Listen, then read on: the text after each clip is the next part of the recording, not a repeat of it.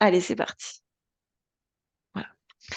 Alors, bonsoir à tous, je m'appelle Delphine Bayon. Donc, moi, je suis animatrice pour accompagner les personnes dans leurs économies d'énergie et d'eau. Et ce soir, nous allons faire ensemble une formation d'1 heure et demie qui s'appelle les 5 clés d'un usage économe. Donc, c'est pour vous permettre de comprendre les enjeux de l'eau et faire le plus possible d'économies d'eau, donc chez vous ou en dehors si possible. Donc, le QR code, pour ceux qui veulent, le scanner, c'est le moment. Dans quelques slides, je vais le supprimer de l'écran, et donc vous ne pourrez plus jouer en direct, avec nous. Alors, l'ALEC, est-ce que des personnes parmi vous connaissent l'ALEC? Je ne sais pas si vous voyez en bas de l'écran. Est-ce que Nina, tu peux me dire si on voit ma souris bouger? Oui, tout à OK, fait. super. Donc en bas, vous avez des petits pictos ici où vous pouvez, si vous avez envie, cliquer pour, liker ou envoyer des ou à moins que ce soit là, enfin voilà, il y a des confettis, si vous êtes d'accord, pas d'accord. Donc vous pouvez voilà, il y a quelqu'un qui a envoyé un petit picto, super. Vous pouvez vous amuser autant que vous voulez avec ces petits pictos et en fait, vous pouvez comme ça, me montrer parce que moi je ne vous vois plus actuellement. Vous pouvez me montrer si vous êtes au courant ou pas, si vous êtes d'accord, pas d'accord. Alors l'ALEC, qu'est-ce que l'ALEC? On fait déjà un petit tour. C'est une association créée par la métropole de Lyon en l'an 2000 et elle est là pour vous, pour tous les métropolitains, pour répondre à vos questions, vous accompagner dans la transition et heu et donc on regarde ça tout de suite parce que là, c'était le sommaire. Donc voilà, elle est là pour aider les particuliers, que vous soyez propriétaire ou locataire pour mettre en place, des éco-gestes, comprendre les enjeux du climat, mais aussi et principalement les propriétaires, donc que vous soyez en appartement, en maison individuelle, en copropriété, que vous soyez dans une entreprise, que vous soyez, un bailleur social, eh bien, l'ALEC vous accompagne dans vos projets de rénovation, dans vos projets pour faire un maximum d'économies d'énergie et d'eau et surtout de bénéficier des aides de l'État et de la métropole. Voilà. Alors, je reviens un tout petit coup sur le sommaire. Donc, il va y avoir 5 points que vous reconnaissez grâce aux 5 pictos. Donc là, je vous présente l'ALEC. Nous allons parler du climat, les enjeux de l'eau et du climat. Qu'est-ce que la métropole subit et met en place pour l'eau? Ensuite, nous verrons les 5 clés pour préserver la ressource en eau. Et enfin, un petit pour aller plus loin. Alors, l'ALEC. L'ALEC, pour vous aider, alors peut-être que vous avez déjà vu ces symboles si vous avez déjà entamé des démarches dans le passé pour faire de la rénovation, par exemple. Donc, ça s'appelait Info Énergie, puis Faire, et puis en l'an 2022, c'est devenu France Rénov'. Qu'est-ce que c'est? Eh bien, en fait, c'est un numéro de téléphone que vous voyez en bas de la page où vous pouvez appeler. C'est un service gratuit, donc vous pouvez appeler à tout moment pour tomber sur des conseillers qui sont donc des professionnels, du bâtiment, de la thermique, des architectes et donc mes collègues conseillers vont pouvoir vous répondre rapidement en 15 minutes et si vous avez envie de mettre en place un gros projet eh bien, ils vont vous donner un rendez-vous. C'est entièrement gratuit pour voir avec vous votre projet et vous conseiller au mieux pour en bénéficier des aides et surtout, faire les bons choix pour voilà, pour des travaux, les plus performants possibles. Alors, nous passons maintenant au deuxième chapitre qui est le climat. Alors le climat, vous n'êtes pas sans savoir qu'il est en train de bouger, mais à côté de ça, eh bien, c'est surtout c'est en corrélation, c'est parce que nous sommes des humains qui consommons beaucoup et nous nous reproduisons beaucoup. Donc le nombre d'humains sur Terre augmente de 1% par an. Nous avons de plus en plus un développement socio-économique énorme, hein. On a des technologies qui sont de plus en plus consommatrices, qui sont super, parce qu'elles nous apportent un confort, notable, mais en contrepartie ont un impact, sur la planète, au niveau de l'eau comme de l'énergie, comme des matières premières. Et les consommations augmentent. En fait, autrefois, on avait très peu d'objets, du quotidien chez nous. Aujourd'hui, on en a énormément et chaque objet a un impact en termes de ressources, d'énergie et surtout d'eau, puisque c'est le sujet de ce soir. Donc, on estime que jusqu'en 2050, eh bien, nous allons, avoir, 1% de plus de population. En 2050, les projections montrent un effondrement de la population. Après, tout peut changer, les choses peuvent évoluer, mais bon, 2050, c'est dans pas si longtemps que ça. Donc, d'ici 2050, il va falloir tout mettre en œuvre pour économiser nos ressources. Alors, si vous êtes connecté à Slide, si c'est toujours pas le cas, vous avez encore le QR code. Donc, il y a 11 personnes actuellement connectées. Si vous avez envie de jouer et que ça vous intéresse, je vous laisse 1 minute pour scanner le QR code et vous allez avoir un petit questionnaire. Très rapide, hein, qui dure moins d'1 minute à chaque fois. Ok, donc sur les 15 qui ont flashé, il n'y en a que 3 qui ont rejoint. Donc, je vous invite à regarder votre téléphone pour ceux qui ont déjà flashé le QR code. Ok, super.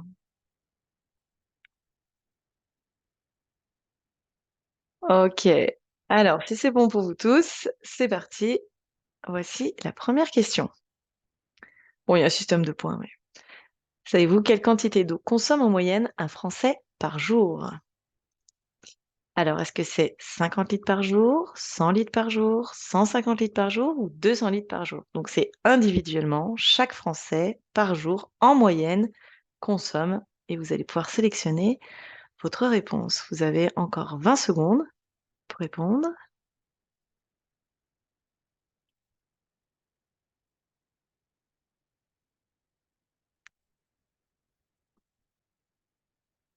Alors, c'est une moyenne, hein. Donc, c'est pas forcément votre consommation à vous. Ok. Alors, vous avez la bonne réponse qui s'affiche, qui est 150 litres par jour en moyenne.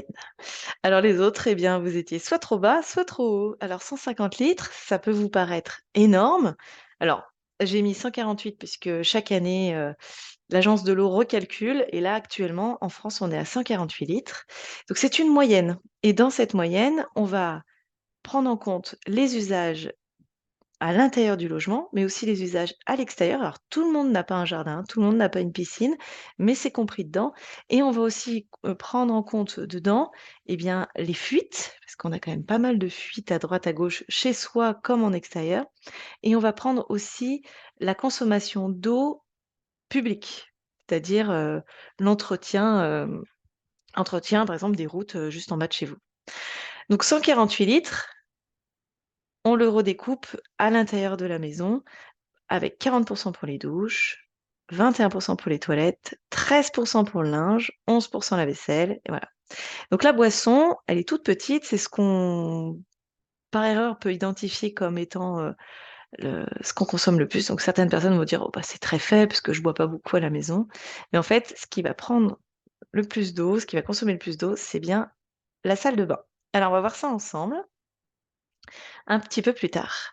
Alors, pourquoi est-ce qu'il faut économiser l'eau? On va faire juste un petit retour sur l'eau sur Terre. Vous n'êtes pas sans savoir que l'eau sur Terre, eh bien, là, on l'appelle la planète bleue. La Terre est recouverte de 70% d'eau, mais dans ces 70% d'eau, donc si on prend les 100% d'eau de la Terre, il y a 97% qui sont de l'eau salée. Et il ne reste que 2,5% d'eau douce. Donc voilà, tout le monde, c'est bon pour tout le monde. Vous mettez un petit pouce si vous savez bien ce que c'est que l'eau douce. L'eau douce, c'est de l'eau qui n'est pas salée.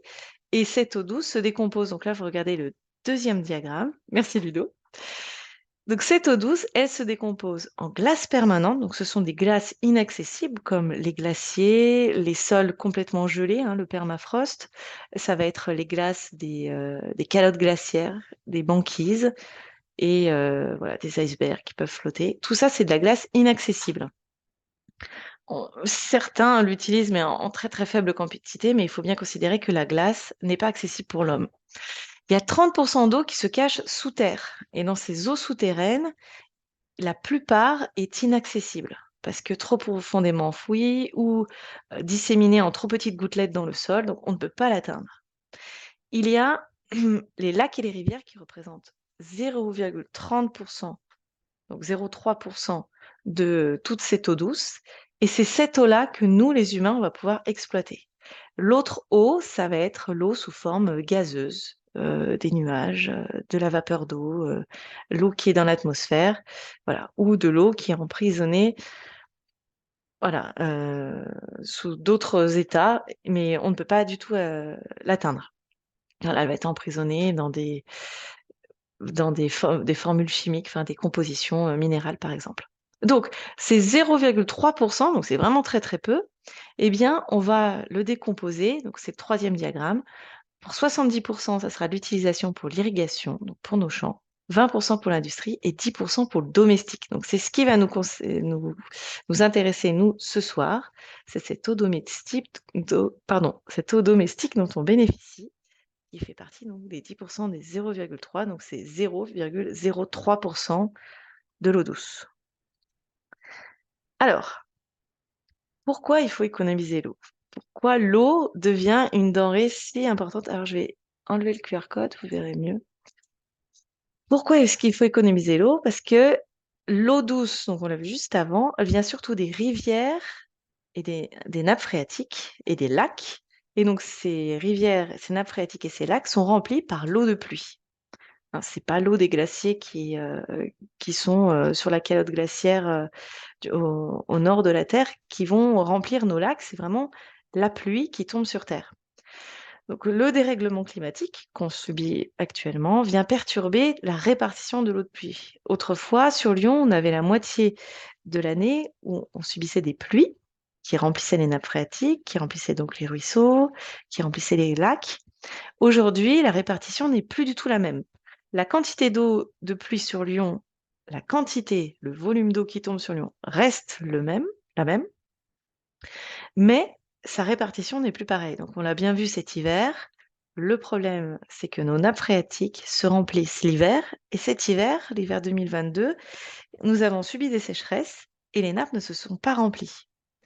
L'été, lorsque la pluie tombe, elle tombe très fortement. On a eu des gros orages, des pluies torrentielles, mais cette eau s'écoule à toute vitesse, n'a pas le temps de pénétrer dans les sols. Résultat, les nappes ne peuvent pas se remplir. Et on le verra un peu plus tard dans une autre diapositive, c'est que l'été, l'eau n'est pas là pour remplir nos nappes, elle est là pour les plantes et essentiellement les plantes. Le problème qu'on rencontre, c'est que nos industriels et les agriculteurs ont besoin de cette eau pour leurs activités, mais quand les nappes sont vides, eh bien, ça pose des gros problèmes de répartition de l'eau qui reste. Et nous, on va le voir un peu plus tard, aussi, on a besoin de cette eau pour notre confort à la maison. Alors, l'eau, c'est pas une ressource infinie, elle est dans le sens où elle n'est pas là en continu. Autrefois, on pouvait dire que les nappes se remplissaient régulièrement, on avait de l'eau en continu dans l'année. Aujourd'hui, on se rend compte qu'il y a des moments où on n'a plus d'eau. Et de plus en plus, ça va s'accélérer avec le dérèglement, le changement climatique. Et donc, cette eau va se raréfier à certaines périodes de l'année. Donc, on estime que d'ici 2070-2100, les débits, donc c'est la quantité d'eau disponible à un instant T, va baisser de 10 à 50% pour les plus grands fleuves français. Et nous sommes sur un des plus grands fleuves français. Vous n'êtes pas sans savoir que le Rhône traverse la ville de Lyon. Et donc, on a de l'eau dans le Rhône, mais on a aussi de l'eau qui coule dans le sol autour du Rhône, qui s'appelle la nappe phréatique. Et donc, cette nappe, qui dépend aussi du niveau, de la quantité de pluie, mais aussi du niveau d'eau dans le fleuve, va baisser. Le niveau d'eau dans le fleuve même, son lit majeur, eh bien, va baisser et la nappe tout autour va baisser aussi. Alors, petite question. Alors, je vous demanderai de reprendre vos téléphones pour pouvoir répondre. Et la question, c'est, est-ce que vous savez d'où vient l'eau potable de la métropole? Alors, est-ce qu'elle est... Alors, vous pouvez sélectionner plusieurs réponses. Donc, vous pouvez faire défiler sur votre écran les 4 réponses qui apparaissent. Est-ce qu'elle est pompée dans le sol? Est-ce qu'elle est captée dans les rivières et le Rhône? Est-ce qu'elle est pompée dans un lac? Ou est-ce qu'elle est captée en dehors de la métropole et elle est acheminée via les aqueducs?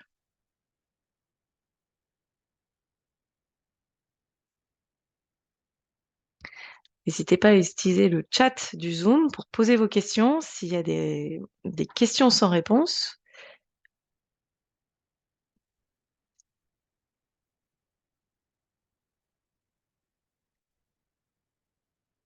Ok, alors voyons ce que vous avez répondu. Ok, elle est pompée dans le sol. Certains ont répondu qu'elle a été captée dans les rivières et le fleuve. 3 ont répondu dans un lac et personne n'est tombé dans le... Ah si, une personne est tombée dans le piège de l'aqueduc. Alors l'aqueduc, c'était du temps des Romains, où l'eau était acheminée jusqu'à Lyon. Aujourd'hui, ce n'est plus du tout le cas. Pardon, hein, j'avais envie de tester vos connaissances là-dessus. Je vous ai un peu piégé. Il y a encore des villes qui peuvent utiliser des réseaux extérieurs pour amener l'eau sur leur ville, mais ce n'est plus du tout le cas à Lyon. Donc, effectivement, à Lyon, l'eau est captée dans le sol en grande majorité. Donc, pour 97%, elle est captée dans le sol et pour 3% dans un lac. Alors, on va voir ça tout de suite. Voilà. Alors, là, ce petit dessin est tiré d'une bande dessinée qui a été créée en 2022 par la métropole avec la démarche au futur. Peut-être que vous en avez entendu parler. Et donc, il y a toute une bande dessinée. Je vous ai mis sur une autre diapositive le lien vers la bande dessinée que vous pouvez télécharger, qui est très instructive, très bien faite pour les adultes comme les enfants, qui vous explique vraiment les enjeux de l'eau sur la métropole qu'on va subir. Et notamment, c'est une projection en 2050. Alors, sur ce dessin qui est très bien fait, vous voyez d'où vient l'eau de la métropole. Donc, l'eau vient en grande partie donc, des pluies, enfin en grande partie pour 30% pour les pluies. Pour 40%, c'est la fonte des glaciers, donc dans les Alpes, qui vont remplir le Rhône, qui va venir jusqu'à nous.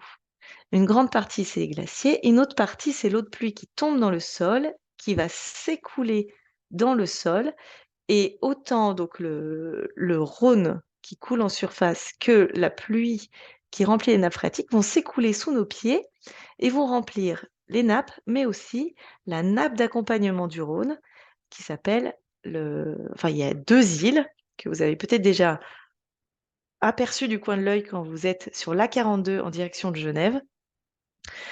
Elle s'appelle Crépieux-Charmy et ces îles sont interdites d'accès au public. Pourquoi? Parce que ce sont des îles où il y a des puits de captage qui vont puiser sous nos pieds l'eau d'accompagnement du Rhône. Donc c'est une eau qui est filtrée par les alluvions. Donc les alluvions, c'est la terre, les petits cailloux, les petits micro-éléments du sol qui agissent comme un filtre naturel, qui vont filtrer cette eau d'accompagnement du Rhône et vont pouvoir nous apporter une eau d'excellente qualité. À savoir que l'eau de Lyon est une des 10 meilleures eaux de France. Donc faites confiance à cette eau, vous pouvez la boire très facilement, vous pouvez la donner à vos enfants aussi, même aux petits bébés, même si elle est très calcaire, c'est une eau de très bonne qualité.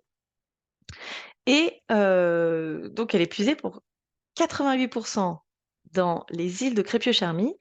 Il y a, que je dise pas de bêtises, 9% qui proviennent des nappes des nappes phréatiques, donc au niveau de Saint-Priest et au niveau de Limonest. Il y a 2 nappes là qui vont compléter l'eau du réseau.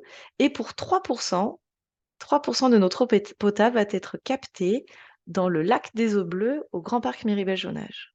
D'où l'intérêt de protéger ce lac, puisque c'est notre eau potable. Si vous êtes déjà allé vous baigner dans ce lac, il y a des tuyaux l'été qui sont installés avec une zone de captage interdite d'accès au milieu du lac. Voilà, c'est l'eau potable de Lyon qui est puisée ici pour 3%. Donc, pourquoi est-ce que le niveau du Rhône va baisser? Eh bien, vous n'êtes pas sans savoir que la glace, ça fond quand il fait chaud. Et comme il fait de plus en plus chaud, les glaciers fondent. Et comme il y a de moins en moins de précipitations, notamment l'hiver, ou du moins des précipitations régulières, les glaciers n'arrivent pas à se renouveler. Ils fondent autant en largeur qu'en hauteur.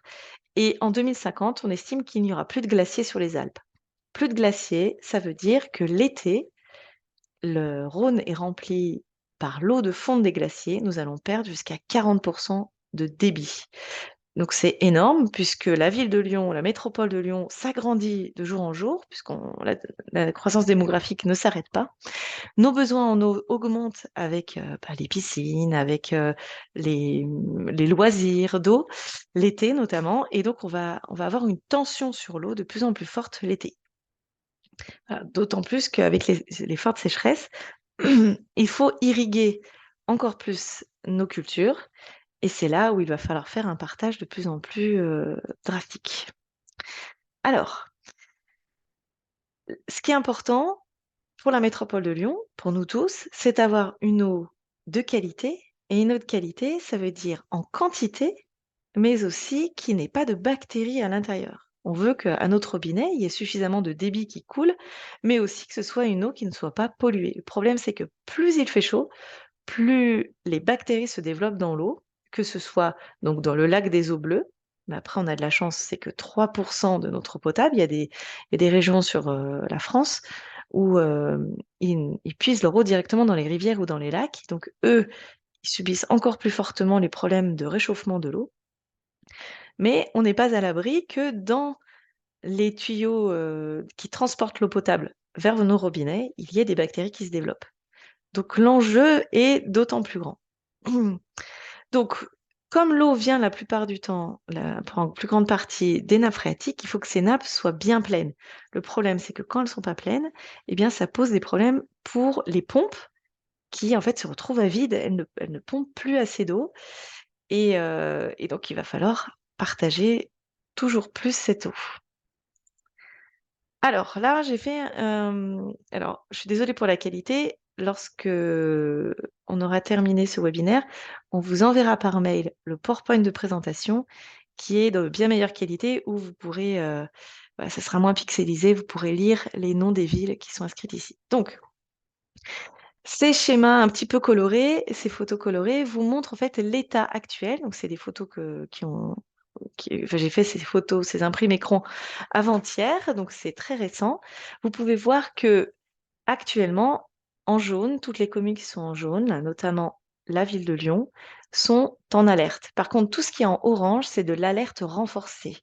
Alors, si vous ne savez pas ce que c'est que l'alerte renforcée, je vous invite à aller voir sur ces différents liens eh bien, ce que ça implique, c'est-à-dire restriction pour arroser son jardin entre 9 heures et 20 heures, vous n'avez plus le droit d'arroser, vous n'avez pas le droit de laver vos voitures. On va vous demander de faire attention, donc de plus du tout arroser vos pelouses, de ne pas arroser les massifs fleuris. Voilà. Et sur les deux autres cartes que vous voyez ici, donc c'est un zoom un peu plus large pour que vous voyez que nous ne sommes pas en alerte crise, et pourtant, il y a tout autour de nous des départements qui sont vraiment en crise. Donc, eux, ils n'ont plus du tout le droit d'arroser leur jardin. Même le soir, il faut mettre en place des éco-gestes renforcés. Donc ça, c'est l'eau de surface. Nous, pourquoi on n'est pas en crise? C'est parce que les autres territoires pompent énormément, notamment pour leur eau potable, de l'eau en surface, donc dans les rivières ou dans les lacs. Alors que nous, la crise, elle se fait plutôt sous nos pieds. Donc là, vous voyez, tout ce qui est assuré, c'est les eaux souterraines qui sont actuellement en crise. Et donc tout ce qui est assuré, c'est que là, il y a un problème de... les nappes phréatiques sont trop trop basses. Et donc, on se rend compte que une partie de la métropole est concernée par ces crises, et notamment là, alors vous voyez pas trop, c'est un tout petit, mais au niveau du N, ce sont les îles de Crépio-Charmy, là où on pompe notre eau potable. Ici, c'est Saint-Priest, donc c'est là où on pompe notre eau potable dans les nappes phréatiques. Et au nord de Lyon, donc Lisieux et Limonest, sont concernés par l'eau potable du nord de Lyon, qui est captée dans les nappes phréatiques. Voilà.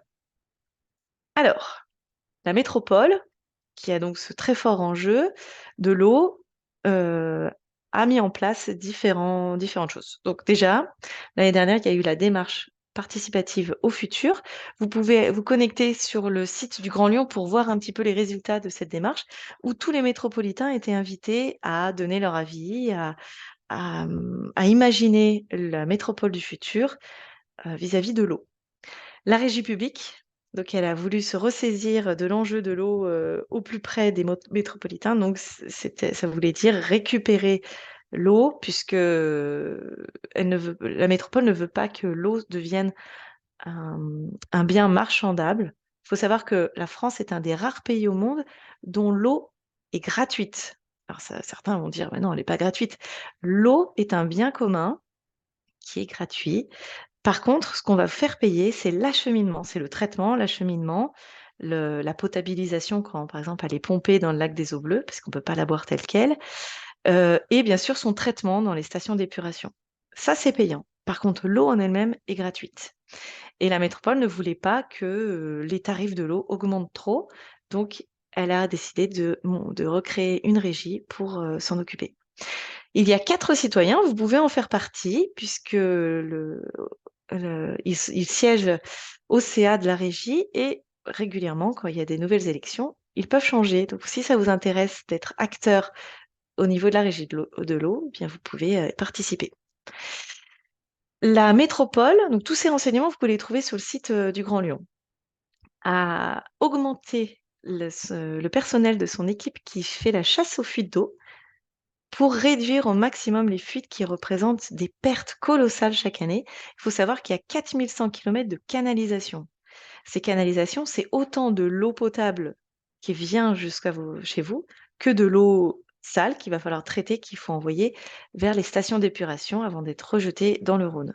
Donc c'est énorme et elle demande à tout un chacun de signaler au plus vite les moindres fuites. Et c'est pour ça que via le service Tout de Go, donc c'est un service créé par la métropole, où vous pouvez poser toutes vos questions, vos suggestions d'aménagement, d'amélioration, mais notamment au niveau de l'eau. Moi, je l'ai utilisé l'année dernière. Il y avait une canalisation qui a cassé l'hiver à cause du gel, juste en bas de chez moi. Et la route eh bien, était inondée. Puis comme il gelait la nuit, ça verglaçait. Et moi, à vélo, je trouvais ça très dangereux. Et donc, j'ai utilisé la plateforme pour signaler cette fuite d'eau. Et 2 jours après, les techniciens étaient là et ont réparé la fuite d'eau. Donc, la métropole est très réactive et demande la participation de tous les métropolitains pour justement réduire au maximum les fuites d'eau. Et vous aussi, chez vous, on va le voir juste après, vous allez essayer de faire la chasse aux fuites. Alors, on va voir ensemble les 5 clés pour préserver la ressource en eau. Vous, à votre échelle, puisque vous n'êtes ni industriel ni agriculteur, les 5 postes sur lesquels vous pouvez agir très efficacement, ce sont vos équipements, vos gestes, donc ce qu'on appelle les éco-gestes, des gestes qui vont permettre d'économiser l'eau de pluie, les sols perméables et l'eau invisible qu'on va voir ensemble. Je vous le rappelle, vous avez le chat pour permettre de poser toutes vos questions. Si des questions peuvent être répondues en direct par Nina, elles seront répondues tout de suite. Sinon, à la fin, on prendra un petit temps pour répondre à vos questions. Alors, je vous demande de ressaisir vos téléphones si ça vous intéresse. Je peux vous remettre le QR code si vous voulez vous reconnecter, ou sinon vous le faites dans votre tête. C'est de retrouver la quantité d'eau consommée pour chacun des postes. Alors, on l'a vu tout à l'heure. Normalement, ça devrait être assez simple pour vous, si vous avez une bonne mémoire. Sinon, vous pouvez essayer de retester vos connaissances.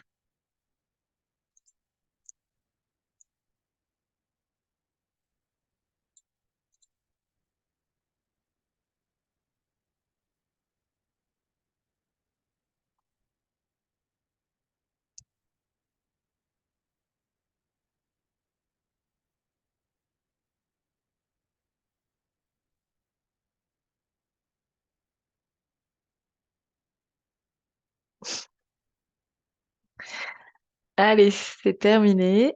Voici les réponses.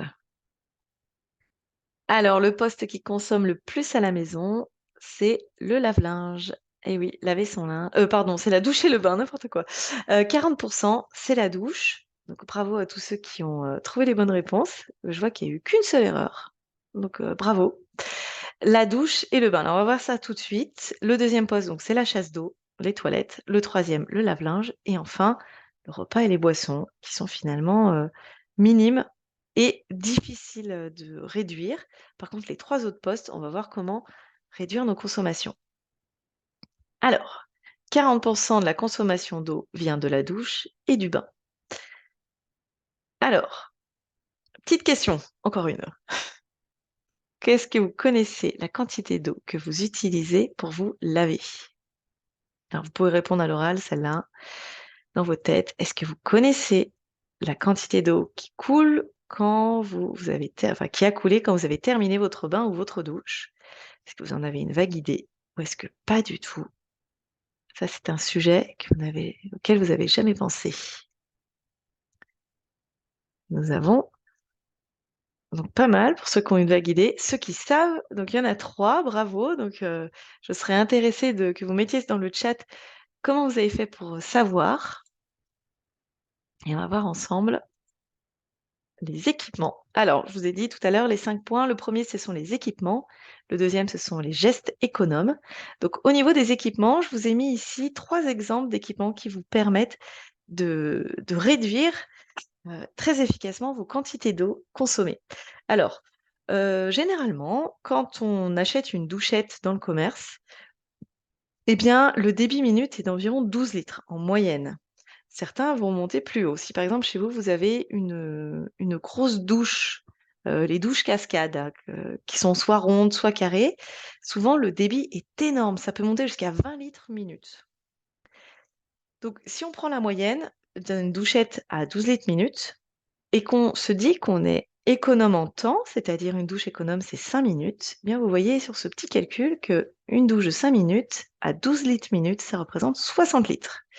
Alors, je me suis amusée à faire le petit calcul actualisé avec le tarif de l'eau actuel, ça représente 54 centimes. Vous pouvez vous dire, bon, ça va, 5 minutes, c'est pas bien, c'est pas beaucoup, 54 centimes. Mais si vous êtes 5, 6, 8, 10 à la maison, ça peut représenter une sacrée somme. Surtout si vous passez plus de 5 minutes, alors le coût augmente très vite. Donc à l'année, si on considère que vous prenez une douche tous les jours et que vous êtes là tous les jours, rien qu'à vous seul, ça représente 197 euros par an. Alors, pour réduire votre coût financier, mais surtout la quantité d'eau qui coule, eh bien, on va essayer de la réduire à la source, sans perdre en qualité.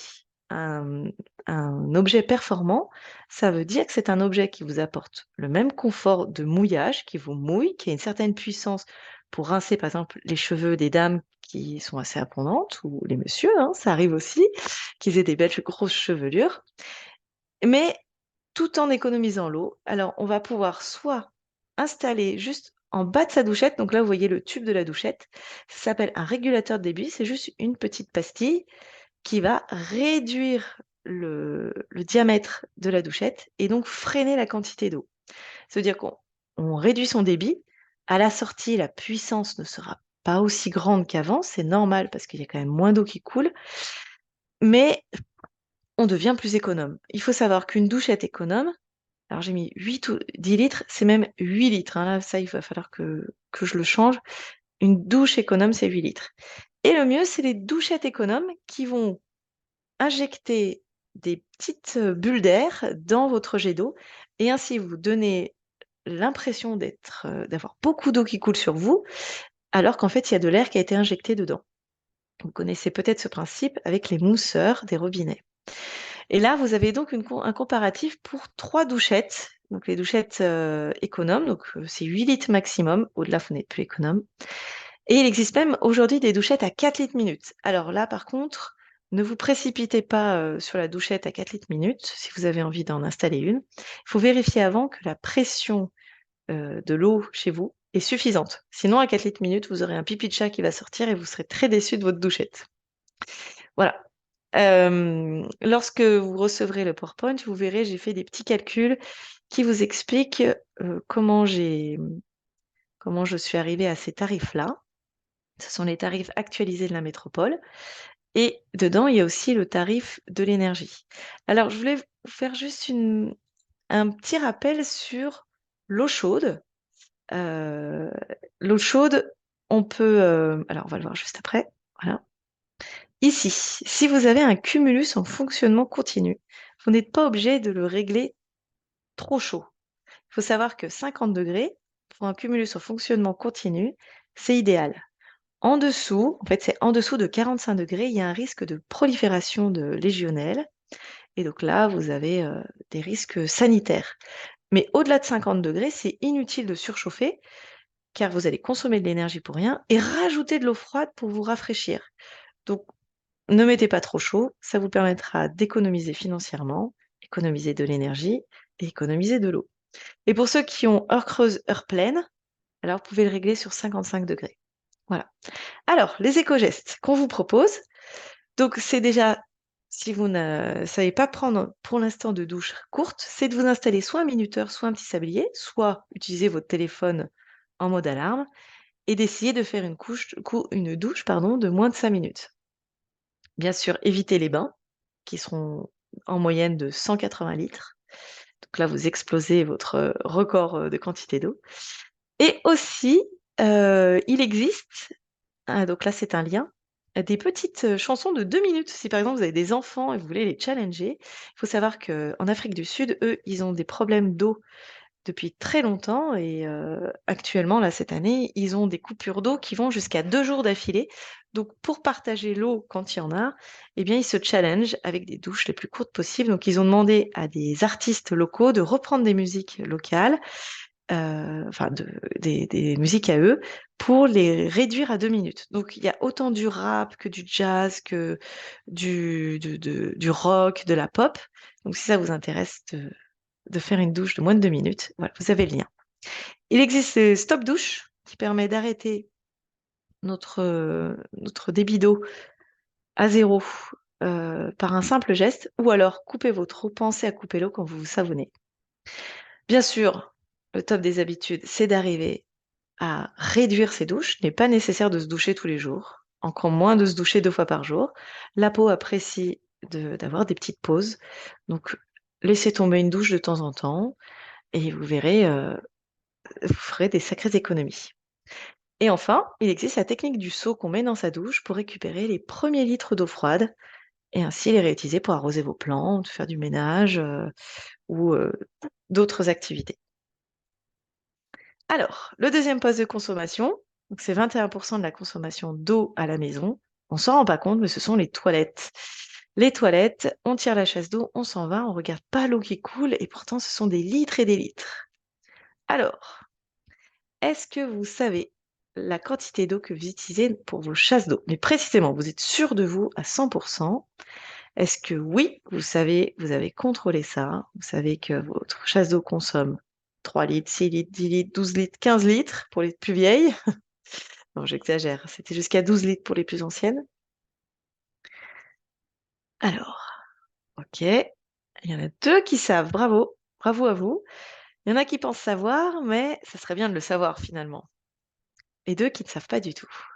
Alors, là, je vous ai mis de gauche à droite les équipements performants, de plus en plus performants. Donc, vous avez sur la gauche le sac ou la bouteille qu'on remplit d'eau et qu'on va mettre donc dans son réservoir de chasse, là, dans un angle, en espérant que ça gêne pas. Et le volume d'eau, donc le sac est rempli d'eau et la bouteille aussi, c'est de l'eau qui prend de la place dans votre réservoir. Et si votre bouteille fait 2 litres, c'est 2 litres d'eau qui se remplissent en moins à chaque chasse d'eau.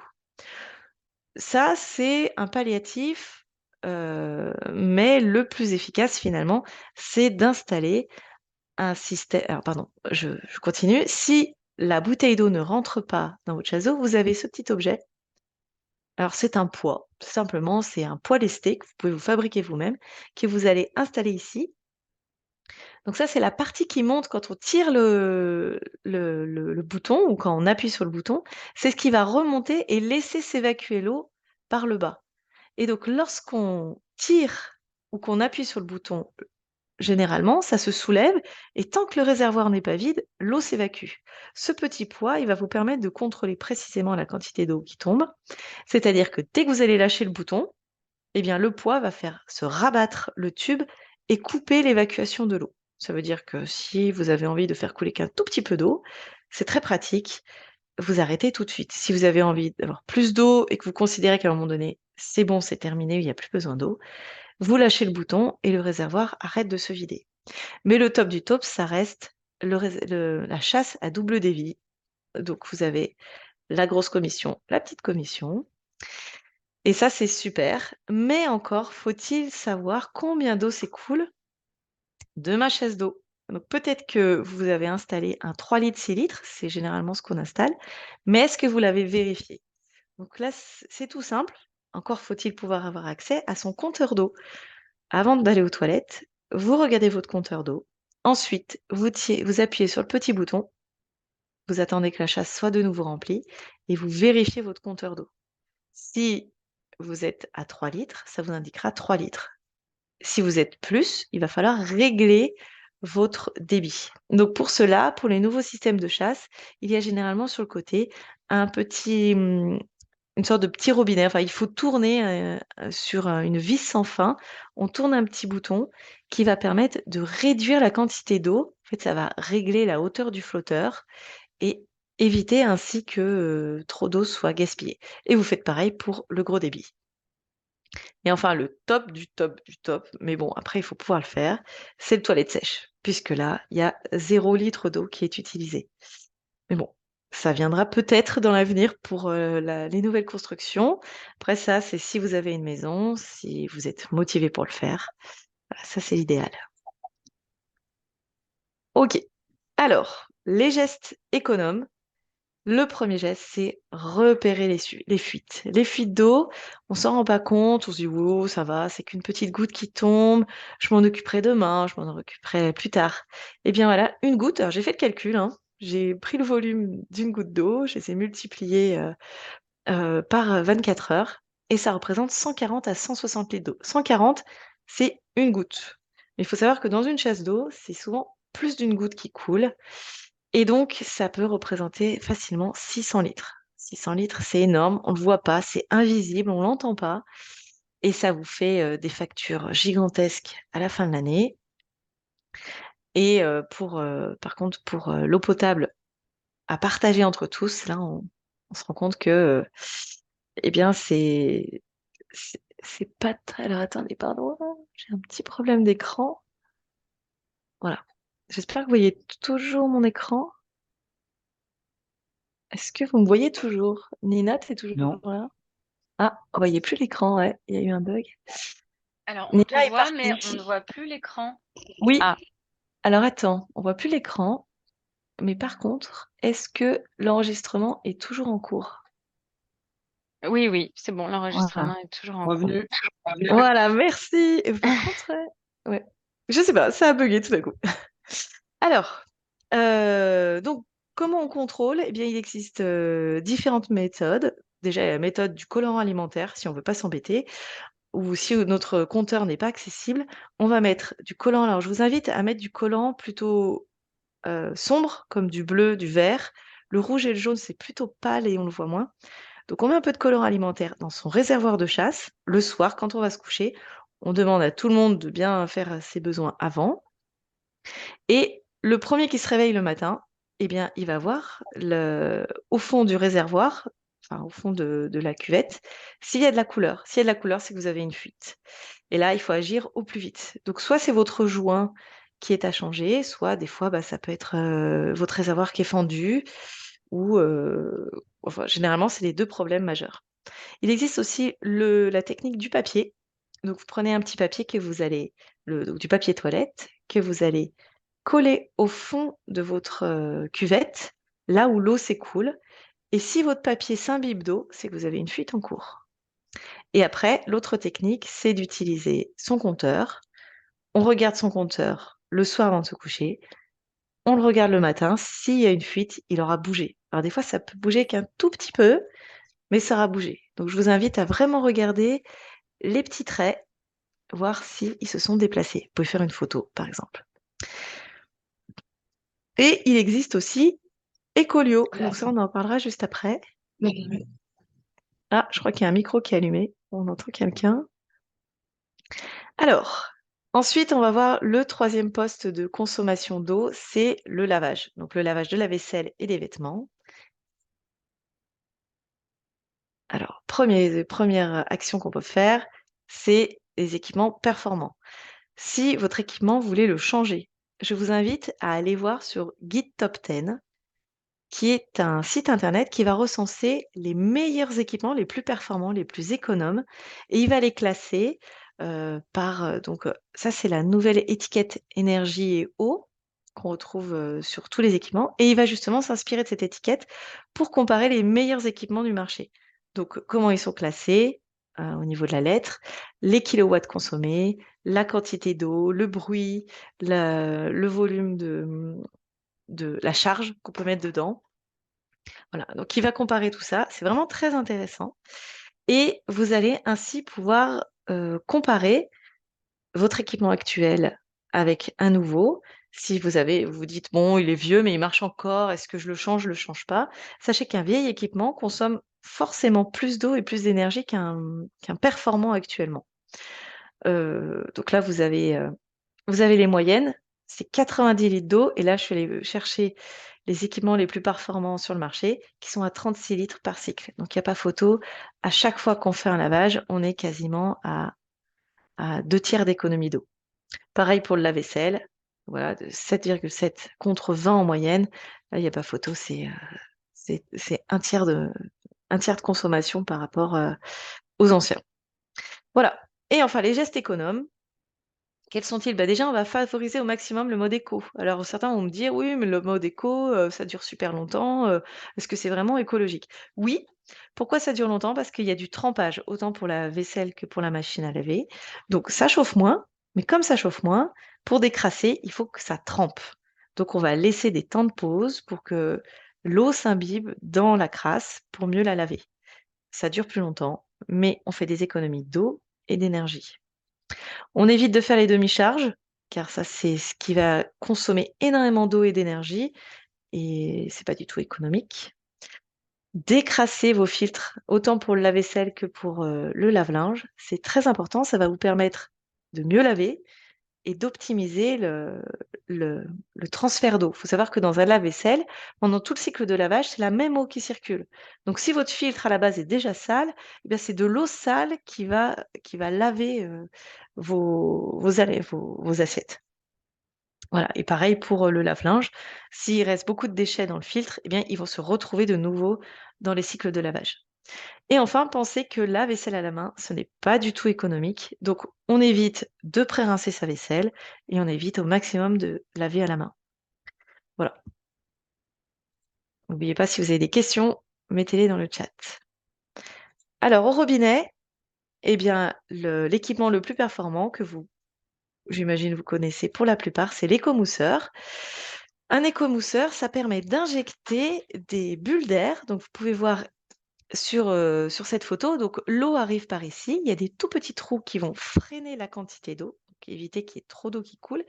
Et ces petits trous sur les côtés, c'est de l'air qui va pénétrer et se mélanger dans l'eau pour que, à la sortie, vous ayez un jet qui soit mousseux, blanc, et qui vous mouille les mains tout aussi efficacement que s'il n'y avait pas d'air. Sauf que là, comme il y a de l'air, eh ben, elle prend la place de l'eau et donc vous économisez énormément d'eau.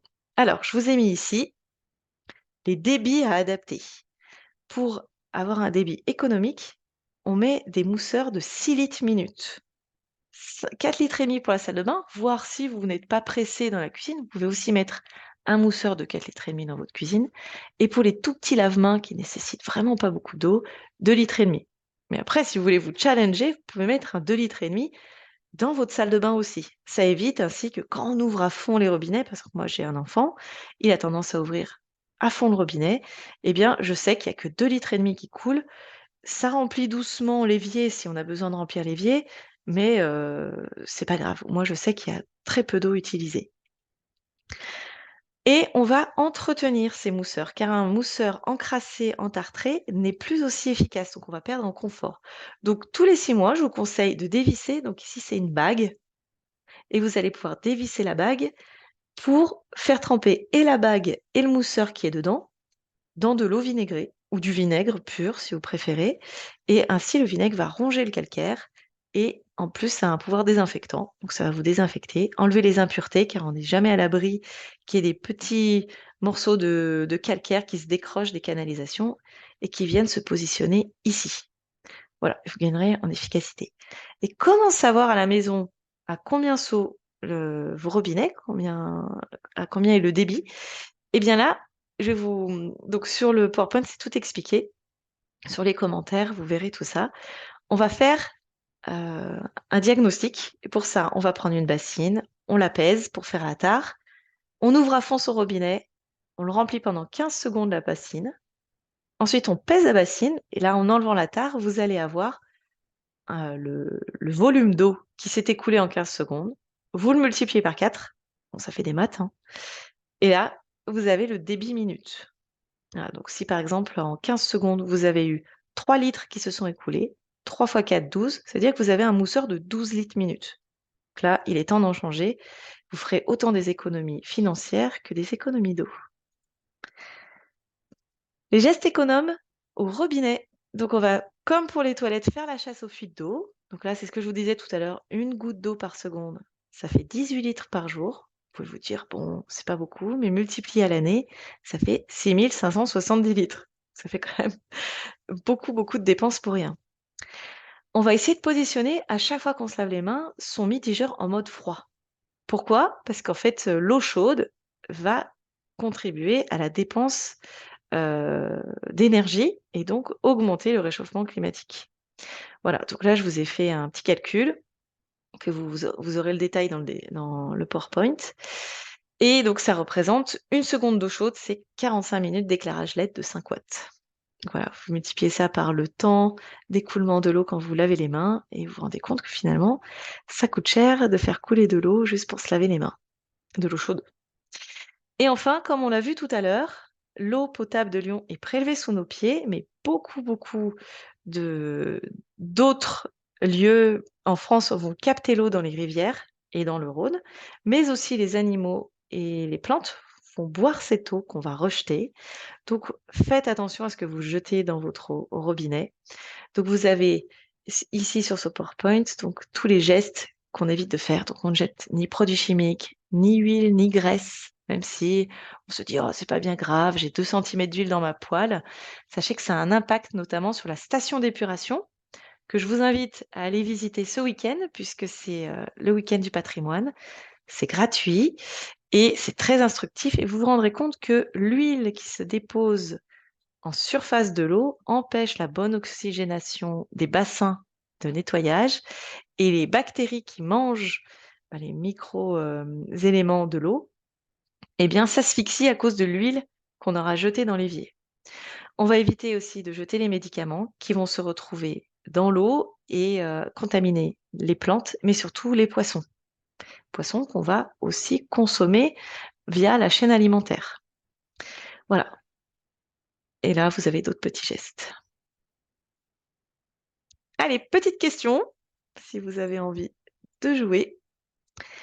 Est-ce que vous sauriez me dire combien de fois vous lavez votre voiture par an? Est-ce que c'est jamais? Vous êtes catégorique là-dessus. Vous ne lavez pas votre voiture. Est-ce que c'est quelques fois dans l'année? Ou est-ce que c'est plutôt souvent? Alors, il n'y aura aucun jugement, hein.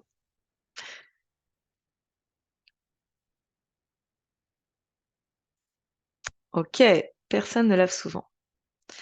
Alors, quelquefois et 5 personnes jamais. Alors, la voiture, ça peut être un grand sujet de débat. La voiture, on l'utilise, les pneus vont s'user, il va y avoir des métaux lourds qui vont s'échapper de la voiture via, le pot d'échappement. On va aussi user via les frottements, on va user, le moteur, on va user, plein de petites pièces dans la voiture, mais on va aussi, user le bitume, le goudron, le mobilier urbain. Donc la voiture se couvre de déchets, des déchets très polluants pour l'environnement. Donc il est recommandé de laver 1 à 2 fois sa voiture par an, pour nettoyer notamment les roues. Alors si vous avez pas envie de nettoyer le reste de la voiture, au moins les roues et vous savez le garde-boue. C'est là où s'accumule le plus la crasse de la ville, la crasse de la voiture et c'est ça qu'il faut absolument éviter que ça tombe dans l'environnement. Donc laver sa voiture, c'est un geste écologique. Alors on va éviter de le faire à la maison, parce qu'à la maison, l'eau s'écoule dans le jardin et ça va polluer le jardin. On va éviter de le faire aussi dans la rue parce que elle va aller après dans les stations d'épuration et elle va polluer les stations, détruire les micro-organismes. Donc il vaut mieux aller en station de lavage. Je vous invite à aller 1 à 2 fois par an en station de lavage et vous pouvez choisir des stations en plus écologiques. Essayez de les choisir, celles qui ont des récupérateurs, de l'eau de nettoyage. Ne prenez pas la petite station, qui est juste sur une dalle de béton et toute l'eau s'écoule dans l'environnement. Choisissez bien votre station et il y en existe même, alors, je ne les connais pas personnellement, des stations qui se lavent à sec, donc sans eau. Donc là, c'est parfait. Alors, pour ceux qui ont un jardin, C'est pas tout le monde, hein, c'est donc ou pour votre connaissance générale. Il faut savoir qu'un jardin, pendant très longtemps, on disait qu'un beau jardin, c'est un jardin où il n'y a aucune mauvaise herbe et qu'on ne voit que les plantes qu'on a semées ou replantées. Eh bien, c'est faux. Dans la nature, la meilleure des plantations, c'est celle qui couvre le sol. On n'a jamais vu une forêt avec des arbres et un sol à nu. On n'a jamais vu une prairie avec juste 3 fleurs et le sol à nu autour. Donc à chaque fois que la terre est mise à nu, l'eau s'évapore. Et ce qu'on a vu au départ de cette formation, c'est qu'on a besoin que l'eau s'infiltre dans le sol pour les plantes et les animaux, voilà, pour surtout les plantes l'été. Et l'hiver, il faut qu'elle s'infiltre absolument pour pouvoir remplir les nappes phréatiques. Donc, comment est-ce qu'on fait l'hiver comme l'été pour éviter qu'il y ait plein de plantes qui poussent? Eh bien, on paille. C'est la première des choses à faire. On paille avec de la paille, avec des cartons, avec du mulch, donc des morceaux de bois, avec de la tonte. L'herbe de notre tonte, elle paille très très bien les plantes. Et en plus, ça va garder l'humidité au pied des plantes en été. Donc c'est parfait. On fait un combo. On empêche l'eau de s'évaporer et on garde l'humidité pour nos plantes. Et réchauffement climatique oblige, il va falloir adapter nos cultures. Donc si vous avez même des petits pots sur votre balcon, essayez de choisir des plantes qui soient résistantes à la sécheresse. Donc il existe des graines, des semences libres, qui ne sont pas des semences enfin, qu'on trouve dans les grandes surfaces. Et ces semences, vous les prenez des semences anciennes qui sont résistantes à la chaleur. Voilà, vous faites vos sections. Il y a des plantations qu'on va essayer de limiter, comme par exemple les tomates très gourmandes en eau. On va essayer de favoriser des espèces qui demandent peu d'eau. Voilà, faire de la permaculture. Donc c'est tout l'art d'allier, euh, de mettre ensemble plein de plantes qui vont s'entraider. Par exemple, on va mettre un pied de maïs qui demande beaucoup d'eau, mais par contre qui va permettre de faire un tuteur, par exemple, pour des haricots. Le haricot va monter dessus et lui, il va être moins gourmand en eau. Et puis tout autour, on va mettre des plantes qui vont pailler le sol, comme par exemple des courgettes, comme des courges qui vont recouvrir le sol de leur ombrage avec leurs grosses feuilles. Alors passons maintenant à l'eau de pluie. L'eau de pluie, c'est un grand enjeu aujourd'hui sur la métropole. Peut-être que vous en avez entendu parler, que vous en avez lu aussi des articles dans le journal de la métropole. L'eau de pluie, la métropole vous accompagne dans votre démarche. Il n'y a pas de financement actuellement, mais je sais qu'elle a distribué passé un temps des récupérateurs d'eau, donc pour les maisons individuelles ou les maisons en copropriété. Et elle vous donne de l'aide technique pour pouvoir installer des cuves de récupération sur les toits, enterrés. Donc n'hésitez pas à aller. Ah, je vois qu'il y a eu un bug, il y a un E qui se balade tout seul. N'hésitez pas à aller sur la plateforme Tout de Go pour poser vos questions. Voilà, essayez de récupérer l'eau de pluie parce qu'elle a quand même un certain avantage, puisqu'elle est peu chargée, elle n'est pas du tout chargée en calcaire. Donc c'est plutôt intéressant pour arroser. Si vous avez des aquariums, si vous avez des plantes carnivores qui n'aiment pas l'eau. Et puis si vous êtes en maison individuelle, vous avez le droit de raccorder l'eau de pluie à votre chasse d'eau. C'est plutôt sympa parce que ça évite d'utiliser l'eau du réseau ou votre lave-linge. On peut tout à fait laver ses vêtements à l'eau de pluie. Alors l'eau n'est pas parfaitement pure si vous avez sur votre toit des petits déchets, des petits débris, mais normalement vous installez un filtre qui va permettre de pallier aux petits déchets.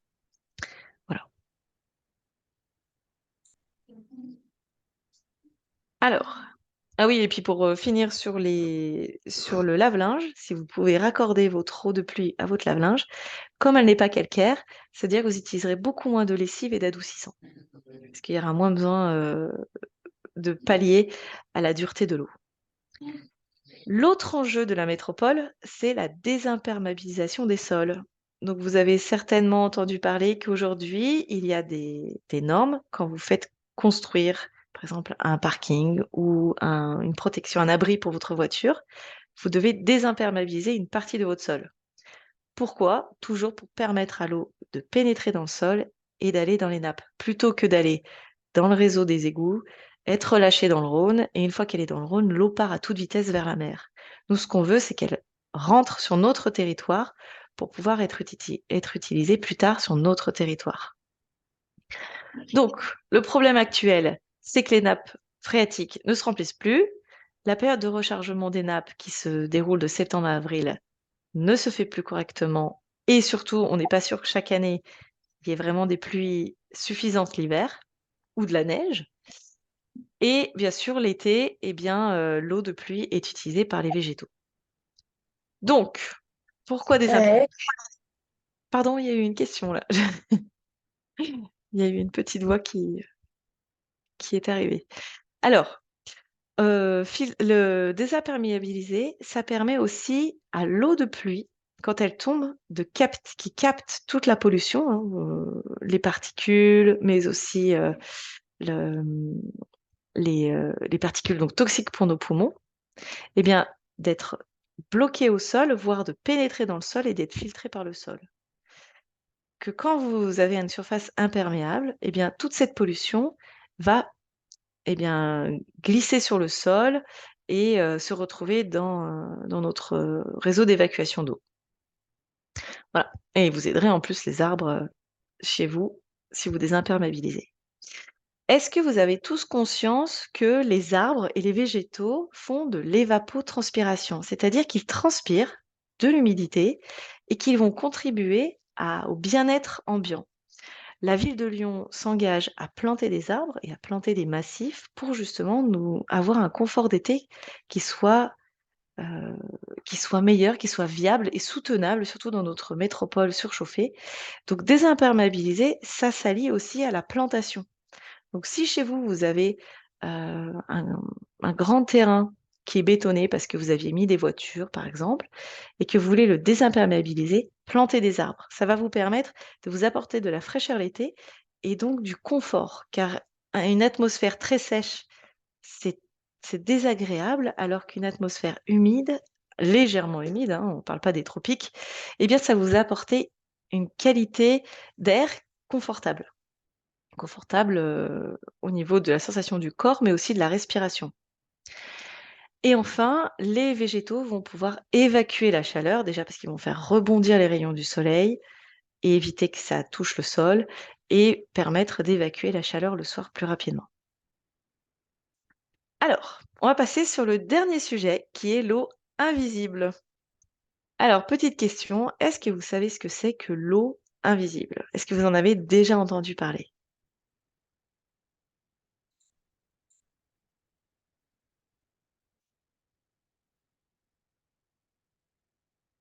Ah, il y a quelqu'un qui me pose une question.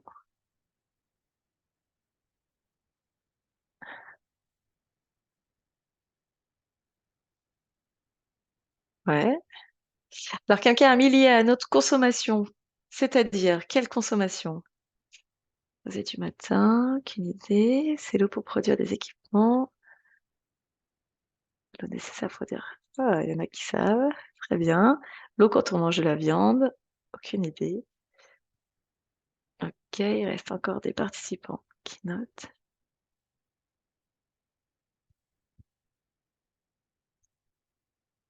Achat de vêtements, par exemple. Ok, c'est bien, bravo. Super.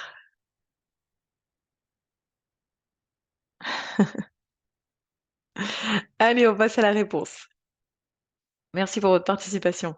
Alors, effectivement, l'eau dont on vient de parler, donc utilisée par l'agriculture, l'industrie, euh, c'est l'eau invisible et l'eau domestique, c'est 10%. Donc tout ce qu'on vient de dire, c'est 10% des 100% de l'eau qu'on consomme tous les jours. Donc les 90%, c'est l'eau qui a été utilisée avant la consommation du produit final. Alors vous allez me dire, bah, comment est-ce que c'est possible si on consomme 150 litres par jour? Comment ça se fait que ben, 90%, donc ça représente des milliers de litres, là j'ai plus le chiffre en tête. Comment ça se fait que c'est autant? C'est pas possible. Eh bien si c'est l'eau qui se cache derrière tout, toute la fabrication, par exemple pour l'agriculture, c'est tout ce qui se cache ben, derrière, par exemple, la production de la farine. Pour faire de la farine, il faut du blé, et pour avoir du blé, eh bien, il va falloir faire pousser une graine. Et cette graine, elle a besoin d'eau. Donc, on va l'irriguer. La farine, c'est le plus simple. Mais si maintenant je vous dis, qu'est-ce qu'il faut comme eau pour fabriquer un hamburger? C'est énorme, c'est énorme. Donc, on va voir tout de suite sur la slide d'après. Voilà. Donc, vous avez ici l'hamburger, c'est 2400 litres. C'est-à-dire, c'est pas possible. On a parlé de la farine pour le pain, c'est pas beaucoup. Mais en fait, derrière la salade, il y a aussi de l'eau qui se cache, mais il y a aussi des engrais. Pour fabriquer un engrais à la base, il va falloir utiliser de la pétrochimie, une usine, des produits. Et donc, tout ça, ça consomme de l'eau. Ce qui va consommer de l'eau en majorité, c'est la production de la viande, qui est le bœuf, qui est la viande qui consomme le plus d'eau. Donc, vous le retrouvez, le bœuf ici. Donc, c'est 3000 litres pour 200 grammes de bœuf. Parce que le bœuf, pour avoir sa viande, il a fallu attendre que la vache soit suffisamment grande pour avoir un petit, parce que souvent, ce sont des veaux qu'on mange, ou du bœuf, mais alors là, il faut attendre encore plus longtemps. Et donc, ce petit, pour naître, il faut que la vache soit suffisamment grande pour mettre bas. Donc, ça veut dire qu'il va falloir la nourrir. On la nourrit avec des plantes qu'on aura irriguées. On va lui donner de l'eau aussi, bien sûr. Mais c'est aussi l'eau qui se cache derrière l'entretien de la vache. Donc, nettoyer les tables, euh, voilà, transporter des objets vers elle. Et ça va être aussi toute la phase où on va faire grandir le veau. Donc toute cette eau qui s'accumule, donc pour faire pousser les plantes, pour faire grandir la vache, pour faire grandir le veau, pour entretenir le veau, eh bien, ça représente des quantités d'eau monstrueuses. À cela, on rajoute le fromage dans notre hamburger. Et le fromage, comme il vient de la vache, eh bien, c'est le même principe. Il faut nourrir la vache avec des plantes et traiter les plantes, traiter la vache, et faire en sorte qu'elle ait mis bas un veau pour avoir du lait. Donc tout ça, ça représente des quantités monstrueuses. Donc pour limiter son impact sur l'eau invisible, parce que ça c'est le plus grand enjeu de notre société actuellement, eh bien on va essayer de limiter la quantité d'eau qui est consommée derrière. Comment? Bah déjà, si on veut pas arrêter de manger du bœuf, on peut peut-être se dire, bon, si je mange du bœuf bio, eh bien, j'ai plus les engrais chimiques derrière. Donc, si j'ai plus d'engrais chimiques et si j'ai plus de traitements chimiques qu'on va injecter aussi aux animaux, c'est autant d'eau en moins. Parce qu'on se rend compte ici, sur la goutte, les médicaments, ils sont quelque part, je ne les vois plus. Ici, donc pour un comprimé humain, un médicament, c'est 2500 litres. Donc, si j'enlève les produits chimiques plus les médicaments donnés à la vache, j'enlève des énormes quantités d'eau. Et puis, je peux peut-être réduire la portion. Au lieu d'avoir un hamburger avec 3 steaks hachés à l'intérieur, je peux peut-être en prendre que un steak haché. Je peux peut-être aussi me dire de temps en temps, je me passe de l'hamburger, donc ça c'est le max, ou alors je change de viande. Celle qui va avoir le moins d'impact, c'est peut-être le poulet. Le poulet, on se rend compte que 200 grammes, c'est 600 litres par rapport aux 3000 litres du bœuf. Voilà, on va essayer d'agir comme ça sur notre vie du quotidien, sur tout ce qu'on va acheter. Donc là, on a parlé de la nourriture, mais ça concerne aussi tous les objets du quotidien.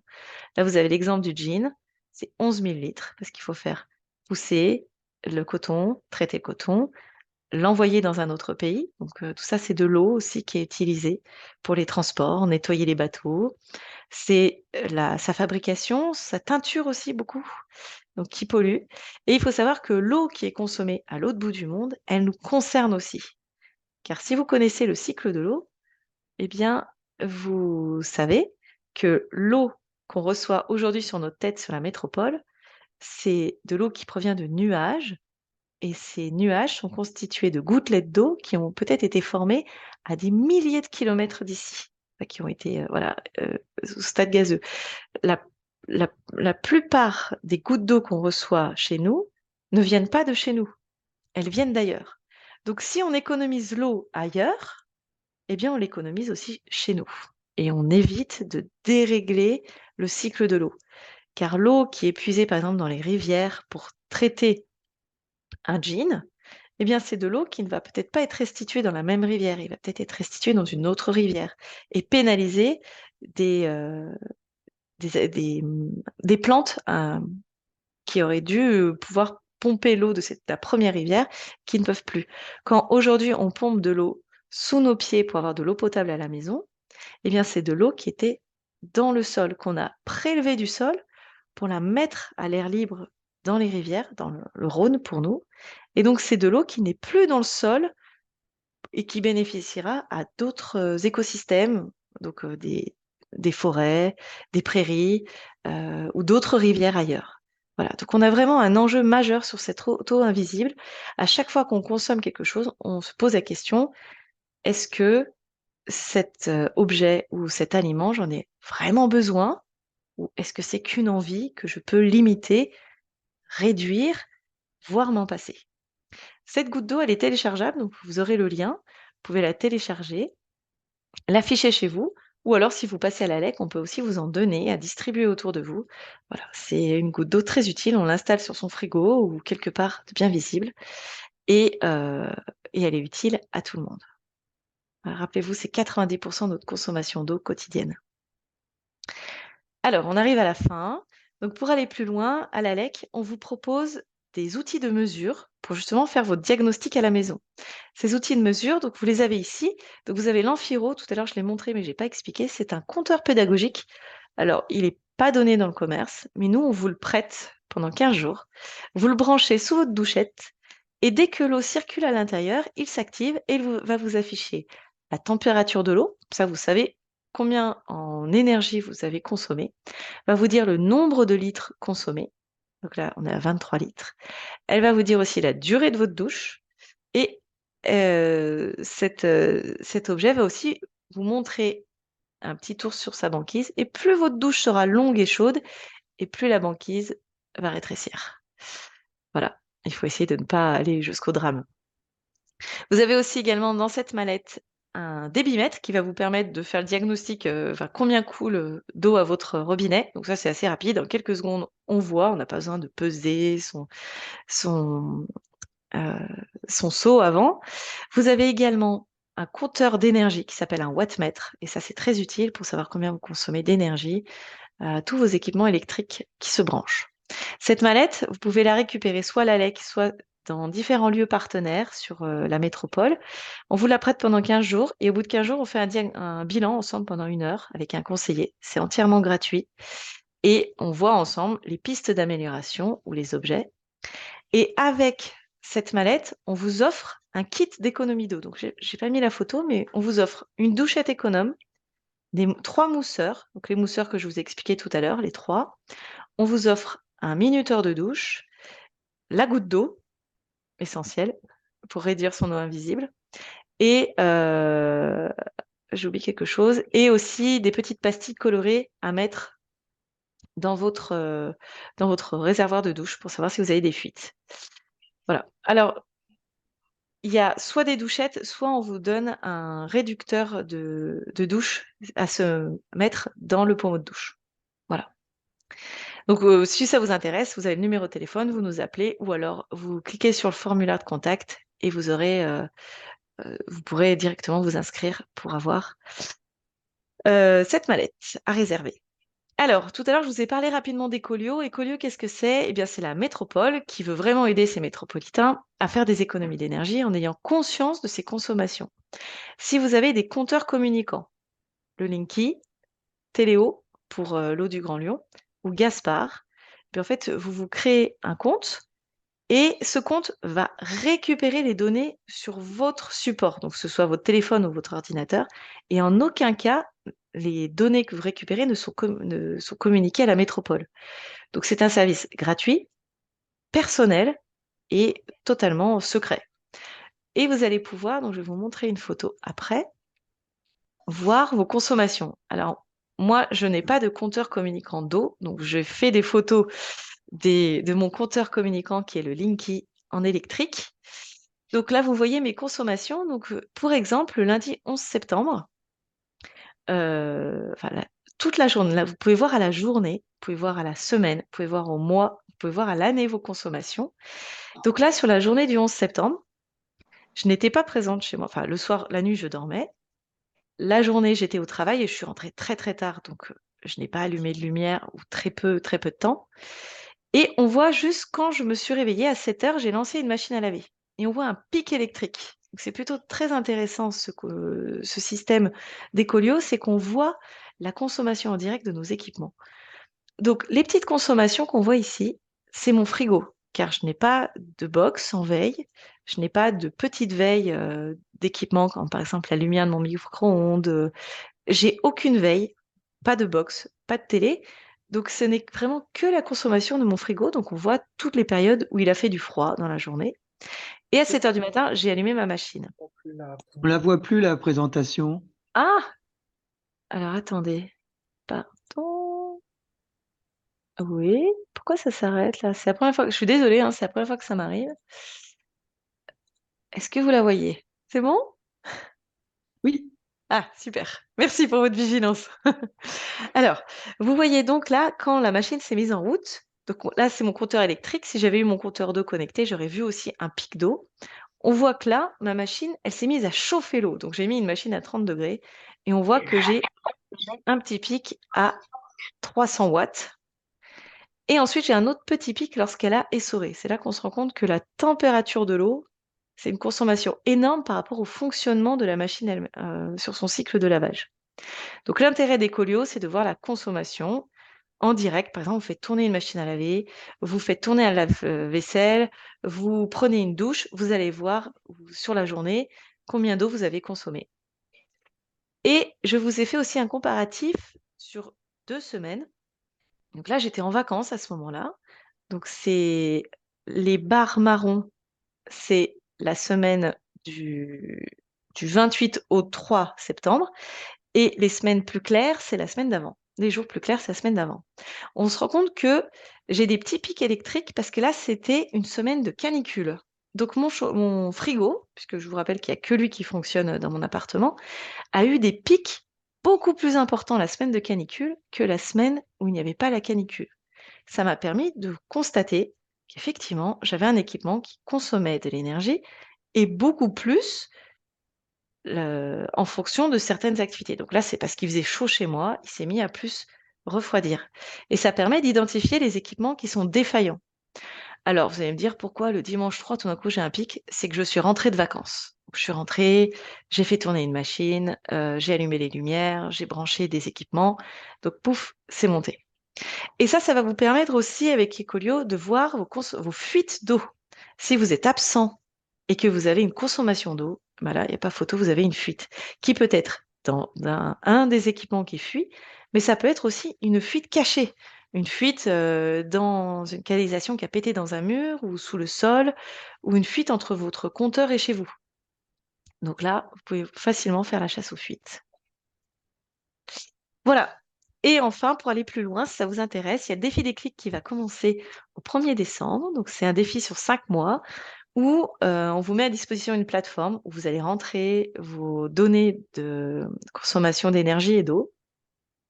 Et en équipe, avec d'autres foyers, eh bien, vous vous motivez à mettre en place de nouveaux éco-gestes ou de nouvelles habitudes, notamment pour l'eau invisible. Comment est-ce qu'on fait pour réduire son eau invisible? Eh bien, c'est en passant par des circuits courts, en passant par de, des petites boutiques de seconde main. Et tout seul, souvent, on n'ose pas faire certains éco-gestes. Et à plusieurs, on y arrive mieux. Donc, si vous avez envie d'être pris par la main par votre équipe et d'aller loin dans vos nouveaux éco-gestes, eh bien, vous pouvez vous inscrire au défi des clics dès à présent et débuter donc le défi au 1er décembre. Voilà, et ça sera donc avec Nina et moi-même que vous pourrez mener ce défi.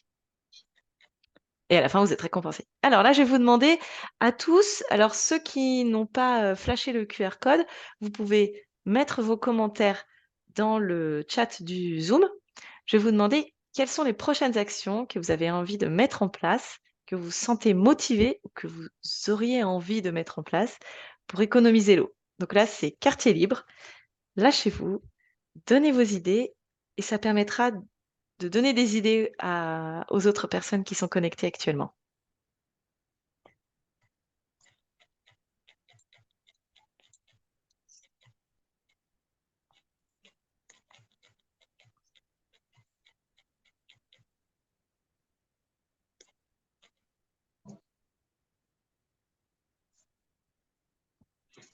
Et moi, je vais essayer de copier les commentaires que les personnes qui ne sont pas connectées veulent bien mettre sur le Zoom. Enfin, ceux qui ne sont pas sur le A slide, si vous mettez des commentaires sur le Zoom, je vais les inclure. Alors, on a un participant qui parle de récupérer l'eau en copropriété. Oui, alors pour récupérer l'eau en copropriété, déjà, il faut que vous soyez d'accord dans votre copropriété pour mettre en place un système de récupération. Ça veut dire ça engage des travaux, donc des frais. Et comme je le disais tout à l'heure, la métropole est là pour vous aider à mettre en place tout ça. Nous, on n'est pas spécialisé là-dedans, bien que vous pouvez quand même contacter l'ALEC pour avoir des informations. Mais c'est la métropole qui est vraiment actrice dans la récupération de l'eau de pluie et la désimperméabilisation, qui peuvent être mises en place ensemble. Super. On a aussi installé, alors, on va faire le test du colorant dans la chasse d'eau. Alors ça, c'est plus pour les éco-gestes, ça, je pense. C'est ça, Oui, ça, oui, oui, ça doit oui, être- c'est pour, je te dis Oui, juste les idées d'action mises en place par les participants de ce soir. Installer des mousseurs sur les robinets, utiliser l'eau froide de la douche pour les toilettes, super. chronométrer ses douches, plein d'idées. Installer même un deuxième récupérateur d'eau de pluie.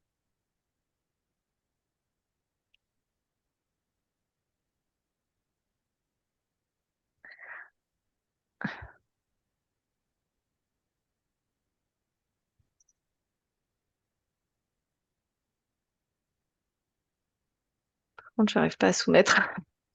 Pourquoi? Ah, Je ne sais pas comment télécharger. En fait, je ne sais pas comment envoyer les réponses. Ça bloque sur mon slide. Pouvoir soumettre. Je soumets. on a aussi Olivier qui a été convaincu par Ecolio, qui souhaiterait mettre ça en place aussi. Ah, bah Télécharger super. l'appli et réparer aussi la pompe de relevage pour remettre en route le circuit des chasses d'eau et du lave-linge. Oui, super. Super. Alors, je vais. Donc, j'inclurai toutes les réponses hein, dans le. C'est juste que je vois pas votre. Ah, ça y est. Vous pouvez soumettre. Ça y est, j'avais désactivé une fonction, donc si ça marche maintenant sur Slide, vous pouvez soumettre votre réponse, ce qui n'était pas possible avant. Et je vais aussi lire vos questions.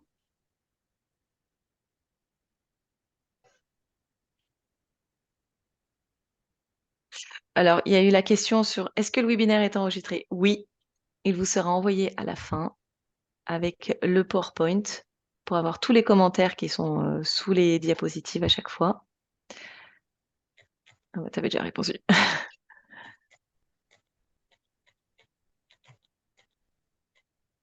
Alors, est-ce qu'on compte la consommation de viande, par exemple? Alors, il y a eu Michel Gremaud qui a posé une question qui est: est-ce qu'on compte la consommation de viande, par exemple? Est-ce que vous pourriez... Alors ça, c'était au début de ta présentation lorsque tu parlais de l'eau. Donc, tu as commencé par l'usage domestique et après, effectivement, tu as bien Ah oui, expliqué l'eau invisible. ok. Ah oui, tu avais répondu. Mm. Donc, est-ce qu'il y a des questions que tu as vues et qui n'ont... Il y avait des questions sur l'entretien du réseau. Tu avais parlé d'un pourcentage de perte d'eau. Oui. Est-ce qu'il est important, puisque le participant parlait de jusqu'à 50% de perte d'eau du fait d'un mauvais entretien, ça, est-ce que Non, non, non, pas du tout. Alors, pas sur la slide, autant? c'était marqué que la métropole souhaitait passer à 7% les pertes Hmm. avant que la métropole mette en place une plus grosse équipe pour réparer les fuites. On était à 16% de pertes, ce qui est énorme hein. Sur les quantités d'eau prélevées, c'est monstrueux. Et donc, de passer à 7%. Voilà, c'est l'objectif là. D'où la réactivité de la métropole. Ensuite, il y avait une question sur l'état hydrique du Rhône et de la métropole. Donc, est-ce que ça, c'était bien le niveau d'alerte Actuelle. d'aujourd'hui, actuel? C'est ça. Et avec le lien, vous allez pouvoir. Donc, je vous ai mis des liens pour que si vous avez un jardin et que vous voulez savoir si vous êtes concerné par les restrictions, si vous êtes sur la zone, tous les liens que je vous ai mis vont vous permettre d'avoir ces différents renseignements. Euh, voilà, il y a des sites qui vont vous parler au global, c'est-à-dire sur le département ou sur la France. Il y a des sites qui sont beaucoup plus précis. Vous mettez le nom de votre commune et ils vont vous dire précisément dans quel niveau d'alerte vous êtes et quelles sont les restrictions. C'est-à-dire, est-ce que vous avez le droit de remplir votre piscine? Est-ce que vous avez le droit de la remettre à niveau? Est-ce que vous avez le droit d'arroser en dehors de la nuit? Voilà. Super, il y a plein de super propositions, donc je vais essayer de les mettre. Arroser en journée. Alors, quelqu'un me dit arroser en journée n'a pas de sens, même en absence de limitation de l'eau. Alors, tout à fait, arroser en journée, ça veut dire qu'il y a une forte évaporation. Il vaut mieux arroser quand le soleil n'est pas direct sur les plantes, donc à la tombée de la nuit ou avant le lever du soleil, ou alors vraiment quand le soleil vient de se lever, qu'il fait pas encore trop chaud, car effectivement, la majorité de l'eau qu'on va arroser en journée va s'évaporer. C'est plus ces agriculteurs qui, eux, se partagent. Ils peuvent pas tous arroser en même temps. Et eux, ils doivent se partager des plages horaires pour arroser. Et c'est pour ça qu'on voit en pleine journée des champs de maïs en train de se faire irriguer alors qu'il fait 40 degrés en plein soleil. C'est parce qu'eux n'ont pas le choix. C'est chacun son tour.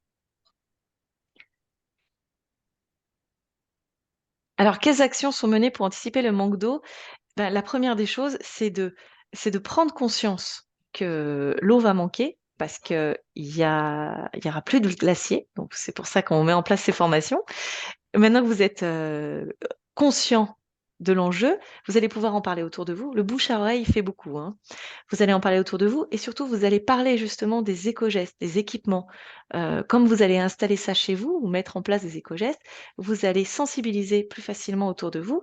Les gens vont vous poser des questions et vous allez pouvoir débattre avec eux et leur expliquer que bah voilà, c'est réel. C'est actuellement, il fait de plus en plus chaud, donc il y a moins d'eau, forcément. Donc il faut partager cette ressource en eau. On est de plus en plus nombreux, donc on a de plus en plus d'équipements consommateurs ou d'activités consommatrices. Donc il faut d'abord jouer sur notre consommation de l'eau. Et cette consommation, c'est, ben, si on veut construire une piscine, est-ce qu'on construirait pas... faut mesurer son besoin et son envie. J'ai besoin d'une piscine ou j'ai envie d'une piscine. Le besoin, c'est nécessaire. Je peux pas faire sans. J'ai besoin de boire parce qu'il faut que je m'hydrate. Mais est-ce que j'ai envie d'avoir une piscine de 25 mètres de long ou est-ce que plutôt je me dis, bon, j'en ai vraiment envie, mais je pourrais limiter en me créant par exemple une piscine qui se remplit avec l'eau de pluie.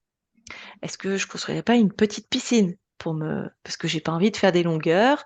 Si je veux faire des longueurs, je vais à la piscine municipale et je me construis une petite piscine juste pour faire trempette et être bien avec mes amis, pour papoter avec mes petits-enfants qui pataugent dedans et elle fera pas 2 mètres de profondeur.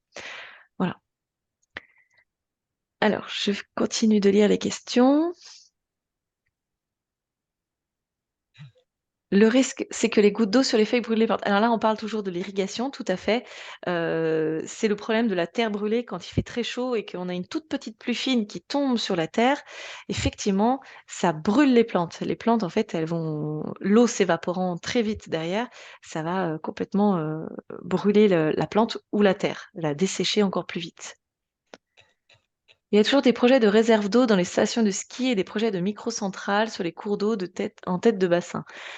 Oui, parce que étant donné qu'on est de plus en plus nombreux et qu'on a de plus en plus d'équipements électroniques, on est de plus en plus gourmand en énergie. Donc, eh bien, pour satisfaire les besoins en énergie de la population française, eh bien, on est obligé de construire des microcentrales ou pour satisfaire les besoins des stations de ski qui sont mourantes, eh bien, voilà, c'est la perte en avant, hein. On installe des réservoirs d'eau pour faire de la neige artificielle dans les stations. Mais bon, je dirais qu'en 2050, ça n'aura plus lieu puisqu'il y aura plus de stations. Mais c'est sûr que vous avez raison, il faudrait réduire dès maintenant nos consommations de loisirs en allant dans des stations qui n'utilisent pas de neige artificielle.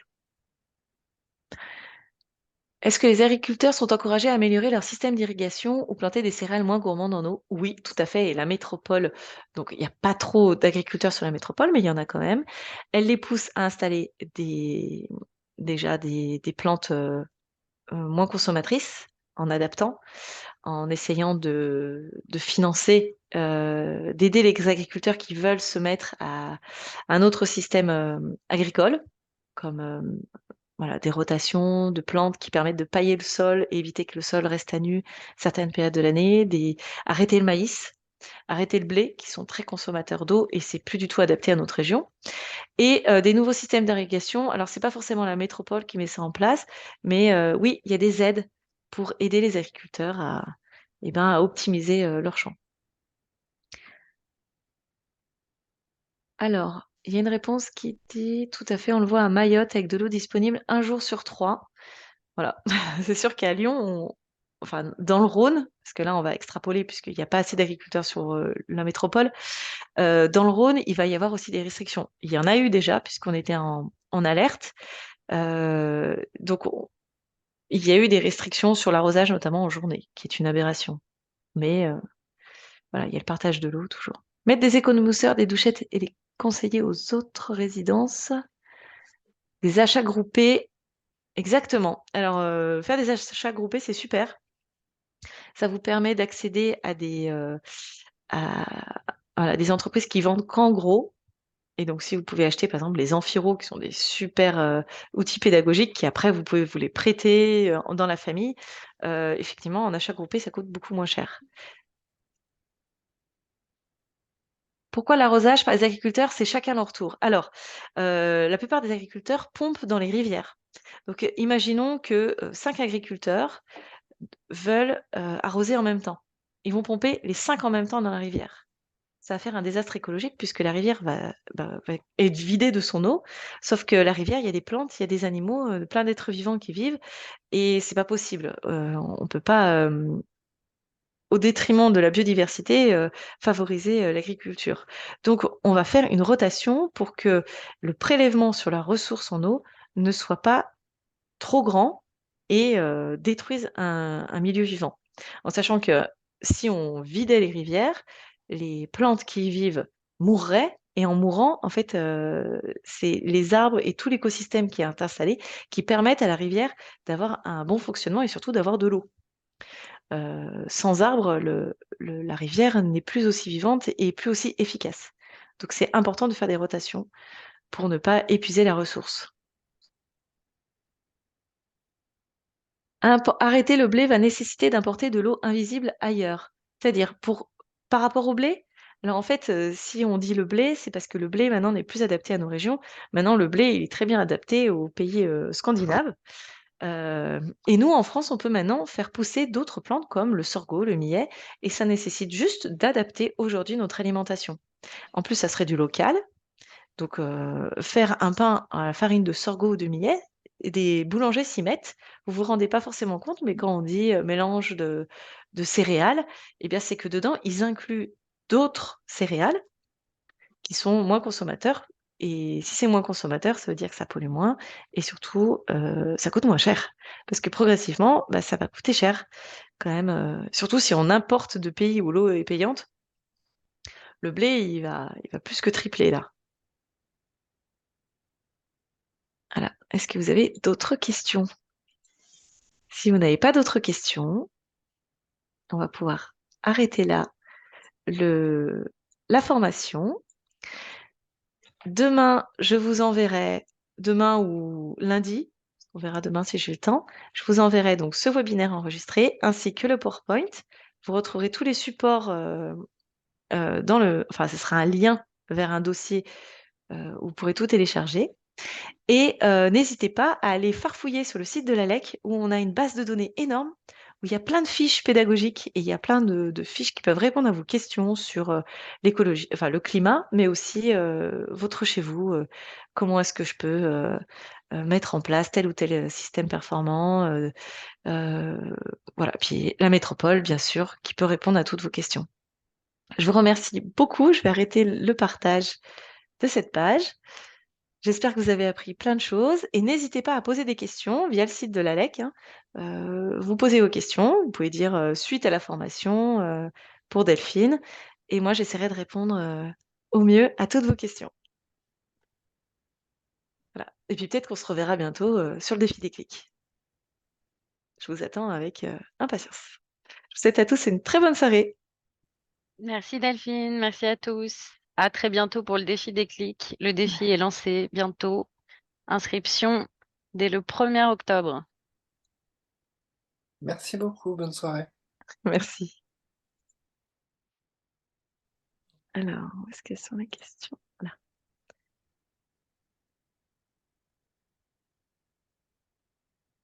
Nina, je pense que tu peux arrêter l'enregistrement.